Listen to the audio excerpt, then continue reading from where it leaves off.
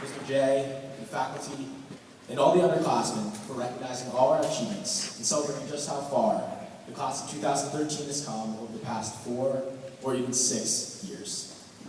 We've almost graduated, thanks in no small part to you, who have been there through the laughs, the tears, the sleepless nights, the moments when we find out how many pages of a term paper can be written in an hour, or when we wonder what's worse, taking one of Mr. Swan's physics tests or getting a bath.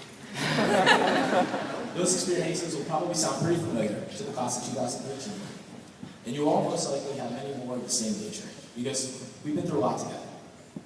The exhausting, yet in the end rewarding, projects presented, plays performed, or games played have become a common theme of our time at Hopkins. Though this place can be intense at times, we have come to call it home and found a second family up on hill. The times we pulled all-nighter with an English paper, or had to memorize a never-ending list of dates for AC2, we could look around and find comfort in the fact that everyone else was doing the same thing, that we were truly all in this together. Whenever we felt the burden of expectation on our shoulders, we knew we were sharing it with everybody else. When the fatigue inevitably falls away into the annals of our deep Hopkins experience, though, we will finally remember not those sleepless nights, but the cohesion and care for each other we have fostered through our time here. The great Peaches skits, Spam Jam, Ski Lodge Day, sporting events, and especially our well-attended class trips. All of which time over some quiz or test we had studied for. In some cases, since day one, in others, second term of senior year. These moments have really come to define our grade. The unbreakable bonds we have made in the past year especially will be ever present wherever our future takes us, even if our classmates are not. You've heard it for the past 3 or 5 years up here today that a class is incredible, unique, or the best in history. You've heard that a class is the next Barack Obama, the next Beyonce, or the next Steven Spielberg. First of all, we're clearly the best class in Hopkins history, but I don't see those people in our future. I don't see the next anyone in our class. We never really bought into a desire for replication, but elected for a new path, our path. What I see is the first Kelsey Henry, the first Oliver Hare, the first Emma Speaker. You get what I'm saying. And I, at least, think the first of yourself is always better than the next someone else. For that reason, I'm truly honored to call you guys not only my classmates, but my friends. As I was writing this speech and reflecting on my past 6 years here, I arrived at one question.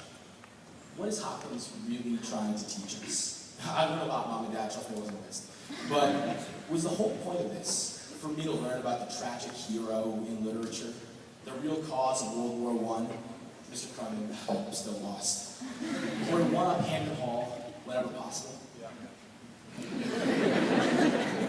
If Democritus is right when he said, we don't know anything, instead we make do with belief, how can we find the latent meaning behind our time here? Our education, like any experience we will encounter in life, was a journey, with its crests and troughs, but a time in which we learned more about ourselves than anything in a textbook. The paper about Jay Gatsby, the analysis of vertical asymptotes, or the nervous excitement before a choir concert, served as tools through which we uncovered more and more about our true nature. This process can be more gratifying than any single grade, and we find that knowledge is merely a stepping stone to greater growth and promise. And I think that's the main purpose of a place like Hopkins, to nurture our character, to push our limits, to help us believe that the unknown is nothing to fear. Thomas Jefferson once said in a letter to his mother, do not bite at the bait of pleasure, for you know there is no hook beneath it. The art of life is the art of avoiding pain. Now, this Epicurean ideal of avoiding pain at all costs has some merit, but isn't how life should be lived. We're inevitably going to fall down, make mistakes, and sometimes bite on that bait of pleasure.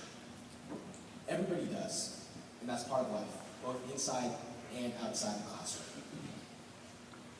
Those imperfections, those flaws, though, should be encouraged and even celebrated, not condemned. We've learned that it's not about how you fall, but how you get back up.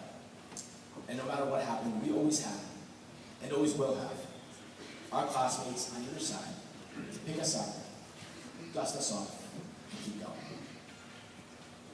Our class can be proud of the fact that after 4 years, relationships have bloomed, and those books have only strengthened our camaraderie as we've learned more about both ourselves and the person next to us. Look ahead, what an exciting time in our lives. 4 years of fun, education, and then who knows? After all, in some cases, the future is something unimagined, and it may take a little more digging and a little more of the process to figure it out. With time, our perspectives and viewpoints will be refined, and clarity will surely emerge. But in the meantime, there's one thing that we know will hold true forever. Hopkins does not only bring up hopeful youths, but also transforms us into strong, independent people that, with the help of each other, can tackle whatever these next 4 years will beyond throws at us.